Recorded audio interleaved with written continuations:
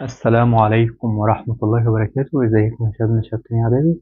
ان شاء الله النهارده هنحل معاكم محافظة اسماعيلية. كنا حالين باقي المحافظات قبل كده.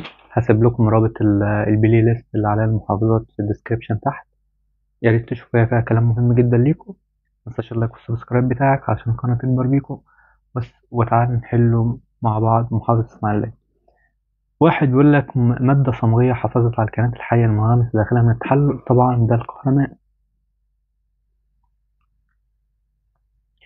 طيب مركب تساهم الفرق في السالبة الكهربية وعنصرية بالنسبية. طبعا ده المركب القطبي. طيب جدول رتبت فيه العناصر حسب طريقة ملء مصفات الطاقة الفرعية.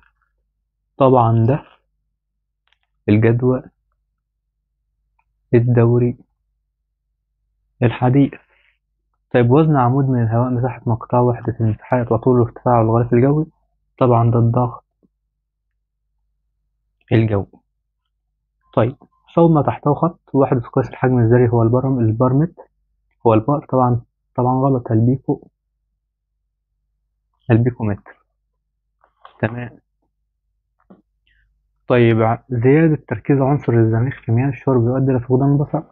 طبعا ده زيادة عنصر الزئبق.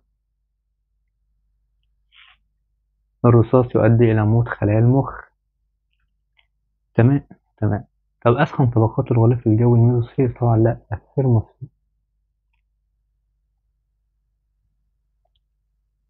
لأنها أقرب الطبقات إلى الشمس.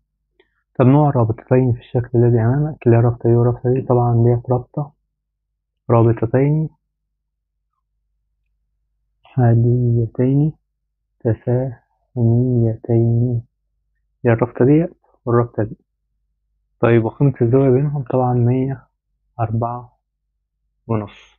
طب عند تفاعل الصوديوم مع الماء يتصاعد غاز. طبعا يتصاعد غاز الهيدروجين من المعادلة الشهيرة Na زائد H2O. هيتصاعد مين؟ هيدينا مركب اسمه NaOH زائد H2. هيتصاعد. اوعى تنسى متنساش وزن المعادلة. تمام. طب اتنين الخواص الكيميائية لعنصر الليثيوم تشبه خواص العنصر. عشان تعرف خواصه الكيميائية وزعها. يبقى 2-1. عايزين عنصر العدد الذري في آخر مستوى واحد. هتوزعهم كلهم هتلاقي مين الكي. 2-8-8-1. أيوه هو ده اللي هيشبه العنصر ده في خواصه. يبقى الاختيار هيبقى كي. طب حفريات عهد الزمن فترة زمنية في المنقرضة. طبعا حفرية الفورمانيفر. طيب الضغط الجوي في نهاية الستراتوسفير بيساوي. طبعا بيساوي 1 ملي بار. طيب في التروبوسفير 100 ملي بار. طيب في الميزوسفير 1/100 ملي بار. طيب أكسيد الصوديوم. طبعا ده أكسيد الصوديوم ده أكسيد فلز. الأكاسيد الفلزية أكاسيد قاعدية. يبقى 2. طيب انفصال الأكسجين عن الأكسجين الذائب في الماء. طب ده أحد طبعا أضرار التلوث الحراري. يبقى 3. طيب 300 دوبسون. طبعا دي درجة الأوزون الطبيعية. طيب ادرس الشكل الذي أمامك ثم أجب أي الحفريات التلاتة تعتبر حفرية مرشدة. احنا عايزين حفرية ظهرت مرة واحدة وما ظهرتش تاني خالص. ما دي الحفرية المرشدة. تعريفها كان إيه؟ كانت حفرية الكائن ظهرت على مدى جغرافي واسع ومدى زمني قصير، ولم تظهر في الحقب اللي بعد كده. يعني ظهرت في نوع من الصخور ما ظهرش بعد كده. طب بصوا هنا. تعالوا نبص مثلا على دي اتكررت هنا وهنا، يبقى دي مش مرشدة. طب تعالى دي أهي اتكررت هنا أهو، يبقى دي مش مرشدة. طب تعالى لمثلا دي أهي، دي برضو مش مرشدة. فاضل لنا مين؟ فاضل لنا النوع ده. النوع ده ظهر في الطبقة دي ما ظهرش هنا ولا ظهر هنا، يبقى ده المرشد. يبقى دي الحفرية المرشدة رقم 2. طيب أشباه الفلزات عناصر تجمع بين خواص.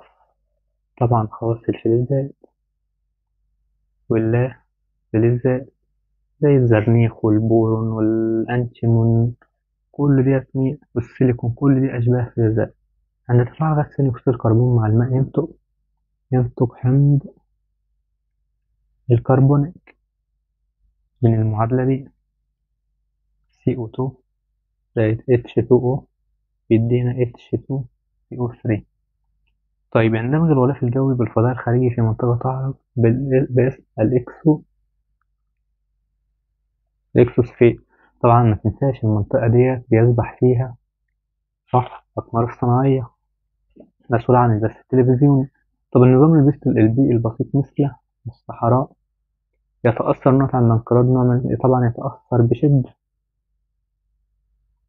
تمام.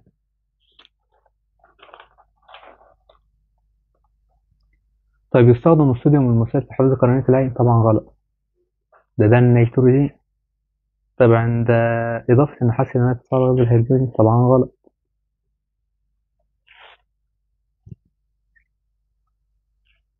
عدد الهواء عدد حركة الهواء في الستراتوسفير رأسية ومناسبة لتحليق الطائرات؟ برضو إيه غلط. رأسية؟ لا دي أفقية. طيب عدد عناصر الدورة الرابعة أكبر من عدد عناصر الدورة الثانية في الجدول الدوري. بتقول له كده لأن في الجدول الدوري يبدأ ظهور العناصر الانتقالية من الدورة الرابعة. بتقول له كده لأنه في الجدول الدوري يبدأ ظهور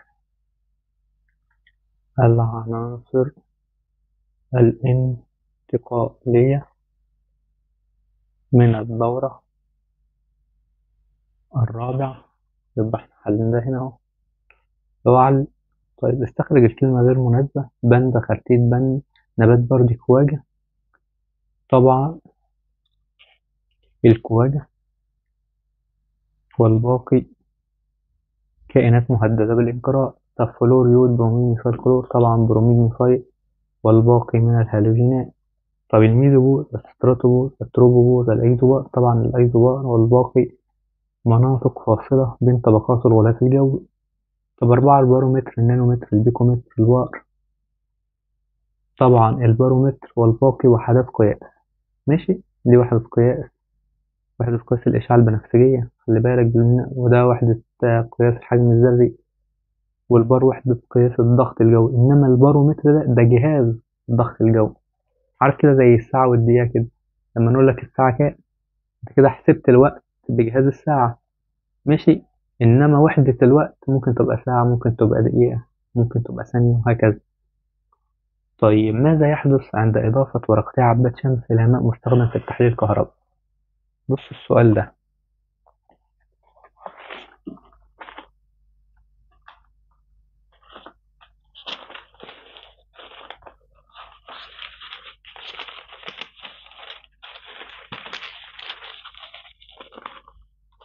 بص يا أولاد، هو الماء المستخدم في التحليل الكهربائي ممكن يبقى إيه؟ أيوه ممكن يكون ماء محمى بحمض الكبريتيك. يعني ميه فيها حمض. طب حلو.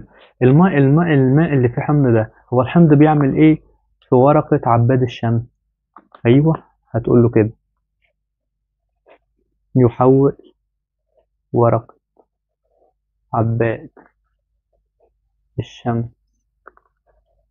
الزرقاء إلى اللون الأحمر.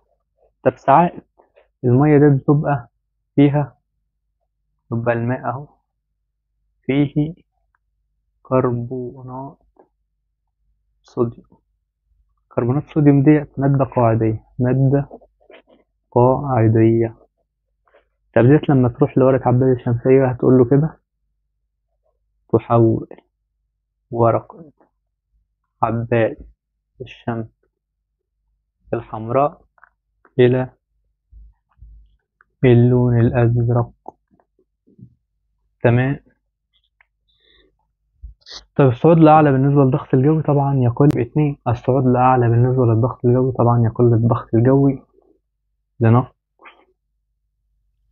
عمود الهواء. طيب وجود حفرية من السرخاسيات في منطقة ما هتقول له كده يستدل أن البيئة المعاصرة يستدل أن البيئة المعاصرة كانت بيئة استوائية حارة ممطرة. طيب يعيش هذا الطائر فوق الجبال ويتحرك بسرعة مما يصعب من عملية صيده. ما مدى صحة العبارة السابقة؟ طبعا هتقوله كده عبارة غير صحيحة. ما السبب؟ هتقوله كده هو من الطيور، هو من الطيور التي لا تطير لصغر أجنحته، وكان فريسة سهلة لذلك انقرض. تمام، يبقى احنا كده خلاص خلصنا معاكم امتحان محافظة الإسماعيلية.